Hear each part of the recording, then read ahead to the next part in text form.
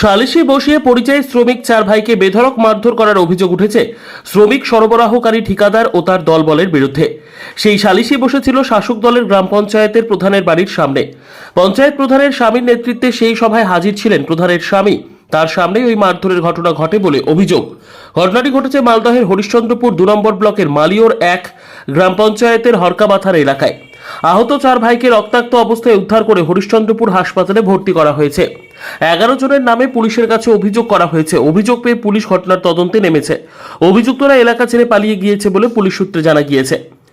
Police ও স্থানীয় সূত্রে জানা যায়, 9 মাস আগে স্থানীয় শ্রমিক সরবরাহকারী ঠিকাদার মনিরুল ইসলামের কাছে 11,000 অগ্রিম নিয়ে মুম্বাইয়ে কাজে যান এলাকারই আকবর আলী। কিন্তু কাজ শেষ হওয়ার আগে আকবর সেই কাজ ছেড়ে অন্য এলাকায় চলে যান। এরপর আকবরের কাছে বকেয়া টাকা আদায়কে ঘিরে বিবাদ বাধে। ঠিকাদার মনিরুল গত সোমবার আকবরের বাড়িতে চড়াও হয়ে 10,000 টাকা ও মোবাইল ফোন নিয়ে চলে যায় বলে অভিযোগ।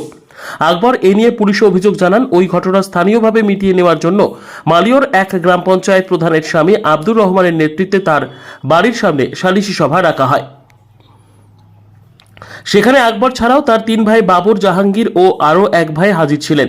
অভিযোগ, সেই সালিশিতেই প্রধানের স্বামীর সামনে 4 ভাইয়ের ওপর ঠিকাদার মনিরুল ও তার সঙ্গীরা চড়াও হয় এবং বেধড়ক মারধর করে বলে অভিযোগ। সাচলের এসডিপিও সোমনাথ সাহা বলেন, এদিন অভিযোগ পাওয়ার পরই পুলিশ ঘটনার তদন্ত শুরু করেছে। ওই ঘটনায় জড়িতদের খোঁজে তল্লাশি চলছে। ব্যুরো রিপোর্ট, দিনরাত স্টার নিউজ। তো আমার কাছে টাকা পাইতো, বোম্বাই গেছিলাম। বোম্বাইয়ের টাকা মোটামুটি 15-20 দিন ছিলাম। 20 দিন থাকার পরে ওর ভাইয়েরা গালিগালাজ করছে। গালিগালাজ শুনে আমি কাম করব না। আমার কাছে কথা হলো যে তুমি আমাকে ভালোভাবে যদি কাম করাও তো করাও, আর না করাইলে তুমি আমাকে হিসাব টিসাব করে দাও, আমি চলে যাব। কতদিন আগে কাজ করতে গেছিল? এই মোটামুটি 8 মাস আগে, 9 মাস আগে। কে তোমাকে নিয়ে গেছিল কাজ করতে? নিয়ে গেছিল উনার ভাই। কে উনার ভাই? কে কে ঠিকাদারটা কে তোমার? মুনির। তোমাকে কাজ করতে নিয়ে গেছিল? হ্যাঁ। তোমাকে কি অগ্রিম টাকা দিয়েছিল? অগ্রিম টাকা দিয়েছিল, 3,000 টাকা দিয়ে এলাম বাড়িতে। হ্যাঁ, তারপরে সেই টাকা অনুযায়ী কি কাজ করেছো? তুমি সেখানে কাজ করেছিলে? হ্যাঁ, কাজ করেছিলাম। তারপরে তোমার কাছে টাকা কেন পাবে ওরা? টাকা পাবে মানে কি, যাইয়া ওখানে খরচা হয়েছে, রেশন দিয়া টিকিটের পয়সা আহে, এ সিস্টেমে টাকাটা ও পাবে। 3,000 টাকা পাবে। তো টাকাটা তুমি দিয়েছো কে? টাকাটা আমি দিনি। ও নমাজের আগে আমার বাড়ির সামনে আইলো একদিন।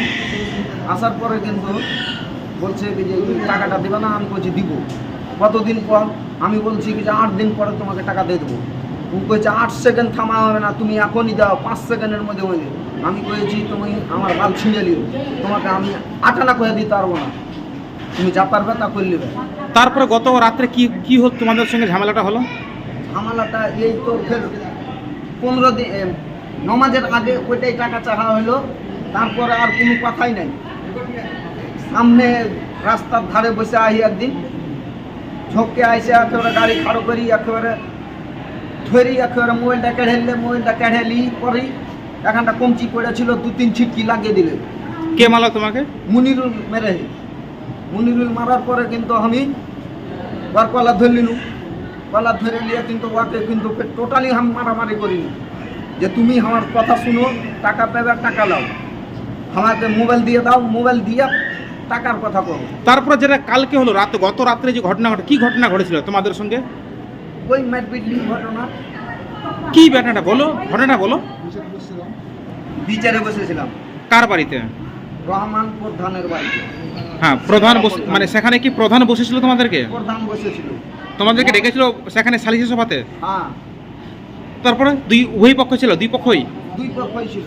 তারপরে সেখানে মারামারি কেন হলো? মারামারি হইলো এই তো সবই স্টেটমেন্টের কথা, আমারও শুনলো, ওরও শুনলো। স্টেটমেন্টের কথা কিন্তু সবারই মিলে গেছিল। আর ভাই আজি কুদ্দে উঠে আলো, আর মুনি এই করবো ওই করবো ধরবো দিয়ে আমার ভাই একটা বললো যে তোমরাকে যদি মারতাম আমরা 3 ভাই মেলা, তো তোমাকে ওই জায়গাতেই আমি মেরে ফেলে দিতাম। তো তুমি তো সালিসি সভা চলাকালীন তোমাদেরকে মারধর করেছে? হ্যাঁ, সালিশ চলাকালীন মারধর হয়েছে। কতজনকে মারধর করেছে? আমরা 4 ভাই, কতজনকে মারধর করেছে তোমাদের? ওই 7 জনকে। কতজন জখম হয়েছে তোমরা? আমরা জখম হয়েছি 4 জন, বাকি এরকম 7 জনের মধ্যে সবাইকে মেরেছে। কি দিয়ে মারধর করেছিল তোমাদেরকে? মারধর করেছে চাকু মেরে আর বন্দুকের বাড়ি উল্টা চোখের উপরে মেরে দেয়। সালিসি সবাই কি চাকু এবং বন্দুক নিয়ে গেছিল তারা? দেখো, সভা ডেকেছিল প্রধান সাহেব আমাদের, সভাতে গিয়েছিলাম। সভাতে যাওয়ার পরে যাদের কাছে টাকা পাবে তাদেরকে কোনো নেই, ঠিক আছে, ওরা 2 জন প্রেজেন্ট দিয়েছে, আমি জানি না। আমি একটাই কথা বলেছি যে সেদিনকে যে কার্যটা করেছো আমার ডিহিতে এসে আমাকে মেরে গেছো, আমার বাড়িতে এসে মেরে গেছে। তো আমরা যদি সেদিন মারতাম তাহলে তোমাকে মেরে ফেলে দিতাম। কেন? যেহেতু ওরা বলছে যে আমাকে মেরে লেগে, তো আমাদের বাড়িতে এসে মেরে গেছে ওরা। তারপর তারপরে সভা চলাকালীনটা কি হলো? তারপরে সভা চলাকালীন এ কথাটাই আমি বলেছিলাম যে যদি হয়তো মারতাম তাহলে মেরে ফেলে দিতাম তোমাকে।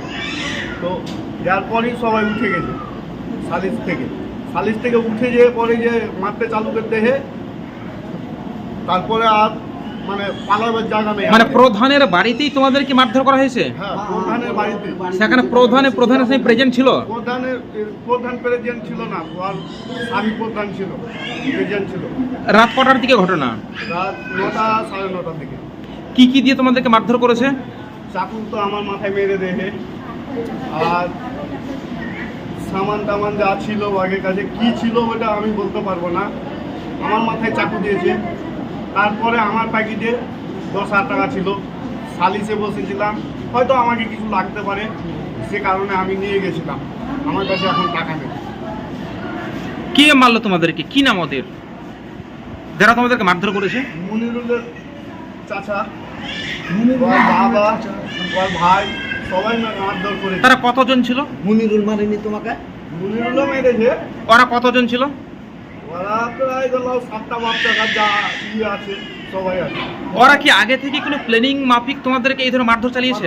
এটা আগে অনেক আগে ছিল, না হলে আমরা এভাবে কেন মারব? বলছি সালিসি সভা তো বসার নিয়ম নেই, তোমরা তো থানায় অভিযোগ করেছিলে, তোমাদেরকে পুলিশ প্রশাসন ডাকতো থানায়, তাহলে প্রধান কেন বসালো সালিসি সভায়? পুলিশ প্রধানকে জানতো তাহলে যে তোমাদেরকে মারধর করা হবে প্ল্যানিং করে? সেটা আমরা বলতে পারবো না। তাহলে প্রধান সাহেব বলেছে আমার বাবাকে, আমার চাচাকে, যেহেতু আমার বড় চাচা আছে, তো ওনাকে বলেছে, ওরা তখন মানে সালিশে বসেছে, সেটা 10।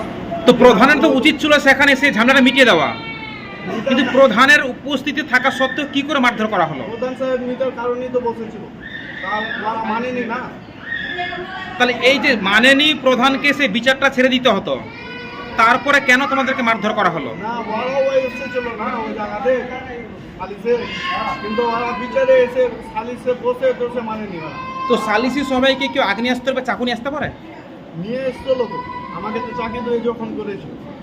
তাহলে কি মনে হচ্ছে কোনো প্ল্যানিং ছিল তাদের? ওদের প্ল্যানিং ছিল। কতজনকে জখম করেছে? আমরা 4 ভাই, আমার চাচিও মেয়ের খেয়েছে, যেহেতু আমার বড় চাচা অসুস্থ মানুষ, ও মেয়ের খেয়েছে। থানায় বিষয়টা জানিয়েছো? থানাতে গিয়েছিলাম কালকে রাত্রে, যাওয়ার পরে সিভিকে একটা বাধা ছিল, আমার কাকু লাগে, কাকুকে বললাম, তো বললো যে অফিসারকে দেখাও। ওখান থেকে বাইর থেকে বলছে যে না তোমরা থানা চলে যাও, হসপিটাল চলে যাও। হসপিটাল চলে এলাম, হসপিটাল আসার পরে মোটামুটি রাত 11টা হয়ে গেল। তারপরে তার কিছু নেবে না, তখন কালকে হয়নি, আজকে গেছে আমার বাবা। ওরা কি আছে না পালিয়ে গেছে কারা যারা তোমাদেরকে মারধর করেছে? ওরা পালিয়ে গেছে। আছে কি পালিয়ে গেছে সেটা আমরা কি করে বলবো? আমাদের আমরা মাথা ম্যাচ যখন চলেছি। বলছি এর পূর্বে